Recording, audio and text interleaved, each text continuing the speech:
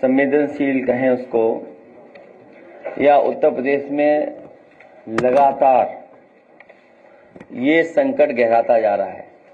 दोबारा शुरू करेंगे, आपका कैमरा लग जाए तब लगाओ, आराम से, कोई दिक्कत नहीं, बदल देंगे फिर।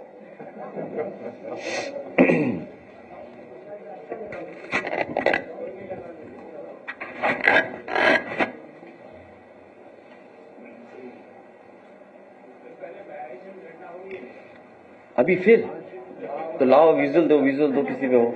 ए विजुअल लो भाई, इनसे जल्दी लो, चलाएंगे स्क्रीन पे लेटेस्ट। कितने? देखिए अभी वो परिवार कहाँ गया, छोटा बच्ची, पिताजी लेके आओ बिटिया को, और हमारी जो पार्टी का वो जो नेता लाई है राजेश, आ जाओ, जो लेके आए पार्टी नेता, परिवारों को बैठने दो, और ये बच्चे आ जाओ। ये आप सही कह रहे हो कि इधर जो इसका संकट गहराता जा रहा है और समस्या बढ़ती जा रही है। आपने अभी जानकारी दी बहराइच की, अब आप देखिए इस बिटिया को उठा ले गया था गुलदार, सोचिए बिटिया यहाँ, और ये नहीं बस यही सामने, बेटा सामने आ जाओ, फिर बैठा देना है। और ये महिला है, इसकी माँ बता रहे हैं कि 7 फीट की बाउंड्री थी, 7 फीट की, उसको आ जाओ ना तुम लोग, ये लोग तो मदद करें भाई उनकी, आ जाओ राजेश, हाँ खड़े जाओ। ये जो परिवार है ये है बहा विधानसभा का, यमुना के किनारे इनका गांव है। इस क्षेत्र में गुलदार या इस तरह के जानवर कभी दिखाई नहीं देते थे। उसी क्षेत्र में रिवाइंस में लाइन सफारी और एनिमल सफारी बनी है। ये पहली बार घटना हो रही है कि गुलदार खुला घूम रहे हैं, और पहली घटना नहीं है, इससे पहले भी कई हुई हैं, कई गुलदार उधर घूम रहे थे। और मगरमच्छ या वो दूसरा जो बोलते हैं घड़ियाल, दोनों इलाके में है, कई बार अटैक करते हैं लोगों पर, और सरकार को पता है। ये तो घटना जब हुई और मैंने जब पढ़ा अखबार में कि इस तरीके से एक मां ने अपनी बच्ची को गुलदार के मुंह से छीन लिया, तो जैसे ही मुझे ये जानकारी मिली मैंने अपनी पार्टी के नेताओं से संपर्क किया। जब बातचीत हुई तो इसका इलाज आगरा में भेज दिया उन्होंने, आगरा। और आगरा में जब इलाज नहीं हुआ तो उन्होंने इस परिवार को रेफर कर दिया सैफई। जिस समय सैफई की मुझे जानकारी मिली तो मैंने अपने घर में जो काम करते हैं उन लोगों को भेजा, इस परिवार से मिले, पूरा इलाज कराया, और उसी समय थोड़ी सी इनकी आर्थिक मदद भी की। जब ये सूचना पता लगी सरकार को तो वन विभाग भागा गया और 25,000 रुपए फिर दे दिया इनको, मदद की। फिर हमने अपनी पार्टी से, अपने नेताओं से, सबसे मिलकर के 50,000 की और मदद की। आज जो सरकार की जिम्मेदारी है वो सरकार ने निभा। अब छोटे बच्चे हैं, इसी तरह उस गांव में कई छिरियां उठा ले गया। कितनी छिरियां चली गई? 3 छिरियां उठा ले गई। अब कोई पूछे छिरियां क्या है? बकरी, तो बकरियों को उठा ले गया, बताइए आप। इस तरह सुरक्षित कोई नहीं है। बैठ जाओ, बैठो। मैं धन्यवाद देता हूं ऐसी बहादुर मां को, बधाई देता हूं जिसने अपनी बच्ची को बचा लिया, अपनी जान पे खेल करके। सोचिए आप। तो ये पशुओं का और इस तरह का अटैक, गहरा संकट और समस्याएं कई तरह से पैदा हो रही हैं। और जो सरकारी आंकड़ा विभाग का है, विभाग का आंकड़ा तो जानते हो कैसा बनता होगा, पूरे आंकड़े, पूरे नंबर देते ही नहीं है वो आंकड़े में। जैसे इस वन विभाग का आंकड़ा होगा, मुझे करेक्ट कर देना अगर मैं गलत हूं तो, लगभग 200 करोड़ पेड़ लगा चुके हैं ये लोग। वन विभाग पिछले 9 साल में लगभग 200 करोड़ पेड़ लगा चुके हैं। 200 करोड़, पता नहीं डालियां लगाई हैं क्या लगाया है इन्होंने, 200 करोड़ पेड़ लगाए हैं। तो इसी तरह जो आंकड़ा जब से इनकी सरकार आई है, अब आप देखिए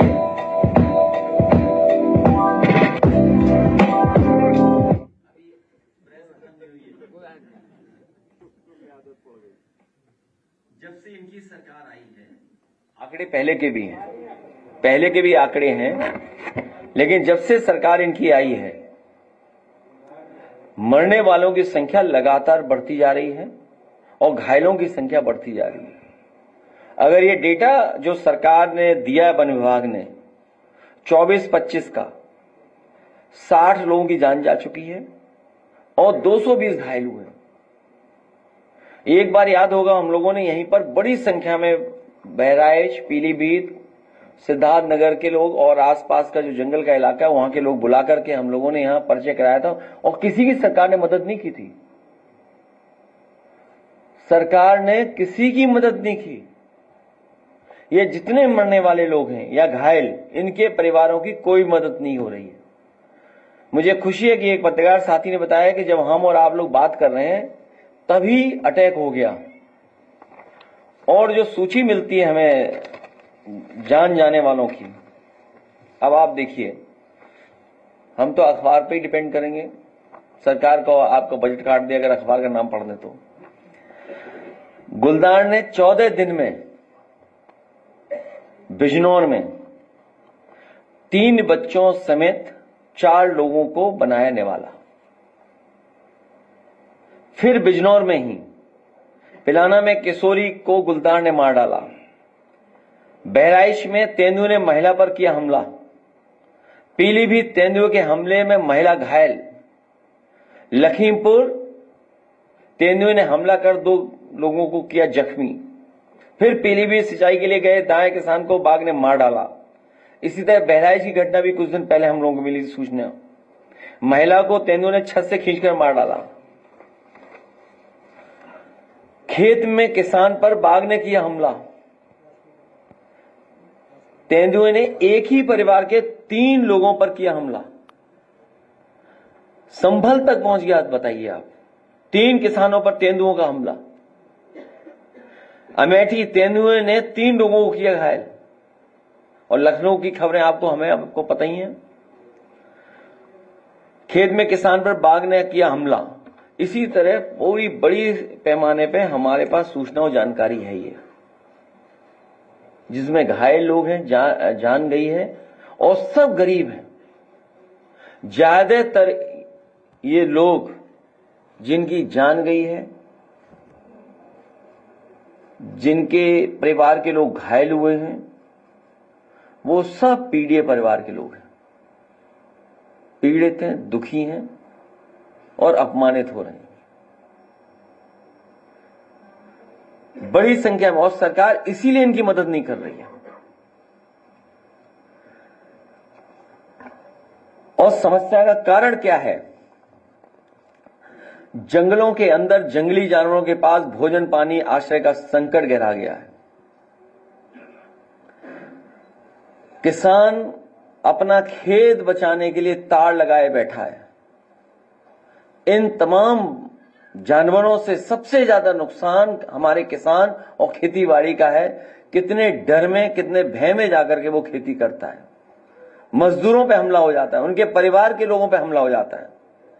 खेतों में घूमने वाले तेंदुए, बाघ का किसानों पर हिंसक हमला करने की दुर्घटनाएं लगातार भारतीय जनता पार्टी की सरकार में बढ़ रही हैं। जंगली जानवरों का गांव बस्तियों में आना और भोजन के रूप में पालतू पशुओं और इंसानों को उठाकर ले जाना।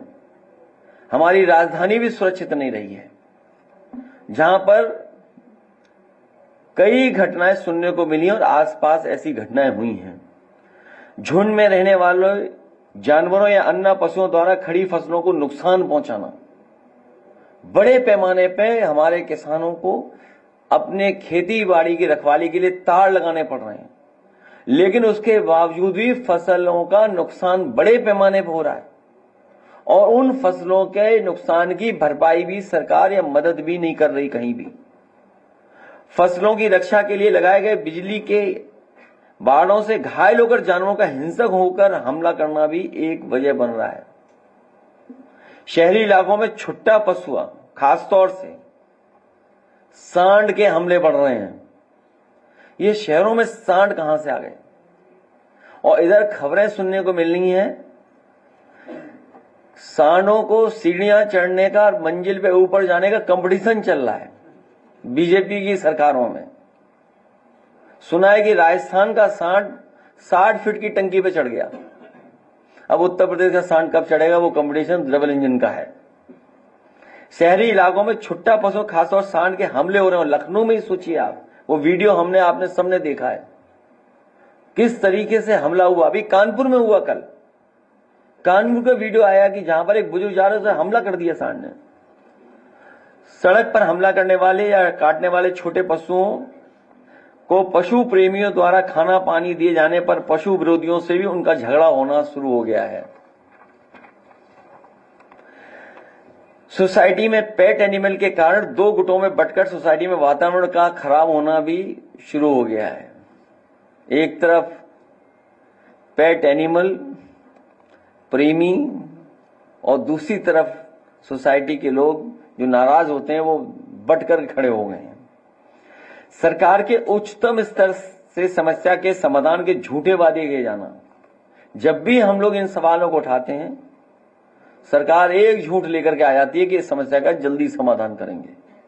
और छुट्टा जानवर, अन्ना पशुओं को समस्या के समाधान के लिए उत्तर प्रदेश की सरकार ने प्रधानमंत्री जी से भी आश्वासन दिलवा दिया था।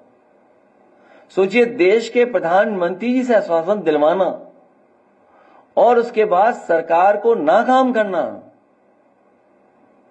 सोचिए डबल इंजन क्या कर रहे हैं आखिरकार। गौशाला जैसे पावन कार्य में घोर भ्रष्टाचार होना, ये इतना पवित्र काम है, इतना धार्मिक काम है, इस काम में भी भारतीय जनता पार्टी के लोग भ्रष्टाचार कर रहे हैं। सुनने में आ रहा है दूध निकाल के बेच देते हैं, गोबर निकाल करके बेच देते हैं, और जो चारा आ रहा है उसमें भी खेल कर रहे हैं, भ्रष्टाचार कर रहे हैं, जिसका परिणाम यह है कि गौशाला में भी बड़े पैमाने पे गाय माता की जान जा रही है। गौशाला में भी सुरक्षित नहीं है कोई, और जेसीबी मशीन से खोद करके वहीं दफना दिया जा रहा है, गाड़ दिया जा रहा है।